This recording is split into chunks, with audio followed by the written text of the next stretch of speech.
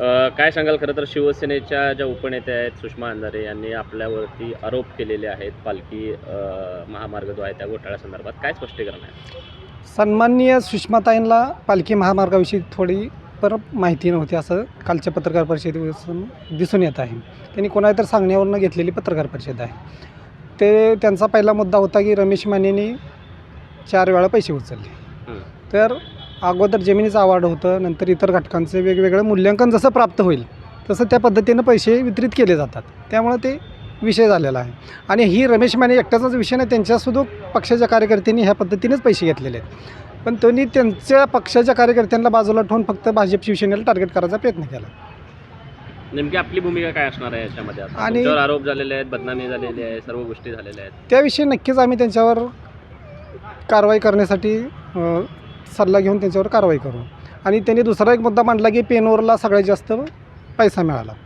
तर पेनूरचं क्षेत्र त्यांनी 2.5 किलोमीटर सांगितलेलं, तर 8.25 किलोमीटरच्या आसपास पेनूर संपादित झालेलं आहे. आणि पेनूरमध्ये उड्डाणपूल गेलेला आहे, मोठमोठ्या बिल्डिंगा संपादित झालेल्या आहेत स्टँडवरच्या. त्यामुळं पेनूरला साहजिकच आहे पैसे जास्त मिळणे आणि क्षेत्रफळ पण जास्त गेले पेनूरचं. दुसरी गोष्ट त्यांनी पाईपलाईनचा मुद्दा घेतला. पेनूरला क्षेत्रफळ मोठं आहे. पेनूर हे मोठ्या प्रमाणात बागायत असलेलं गाव आहे. द्राक्ष, ऊस, डाळिंब अशा विविध बागायत गाव आहे. आणि रोड क्रॉस उजनी डावा कॅनल गेला आहे. त्यामुळं बऱ्याच शेतकऱ्यांनी पॅरलेल पाईपलाईन टाकले त्या रोडच्या कडेने. आणि ह्या मारुती मानेच्या तक्रारीमुळे त्या लोकांना सुद्धा ह्या नुकसान भरपाईपासून वंचित राहायला लागलं. कालच्या पत्रकार परिषदेमध्ये तुमच्या आणि फडणवीस साहेबांचे फोटो दाखवत त्यांनी भाजपवर आरोप केलेला होता. कशा प्रकारे बघताय सगळं? खरं तर ह्या रोडची मंजुरीच उद्धव ठाकरे साहेब मुख्यमंत्री असताना झालेली आहे.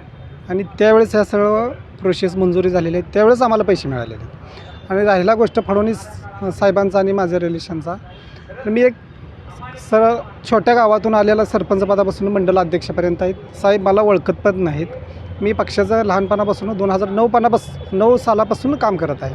त्यामुळे त्यांनी थोडी माहिती घेऊन आरोप करायला पाहिजे होता, पण तसं न करता त्यांनी आरोप केला.